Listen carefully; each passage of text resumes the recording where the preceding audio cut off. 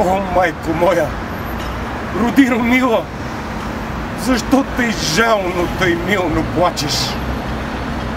Гарване, и ти, птицо проклета, на чий гроб там тъй грозно грачиш? О, зная, ти плачеш, майко, за той, че си черна рубиня, за той, че твоя свещен глас, майко, е глас без помощ, глас в пустини. Очи, там близо до град София, стърчи, аз видях черно бесило и твой един син, Българио, виси на него със страшна сила. Карванът крачи грозно зловещо, псете и вълци вият в полето. Старци се молят Богу горещо, жените плачат, пищят децата.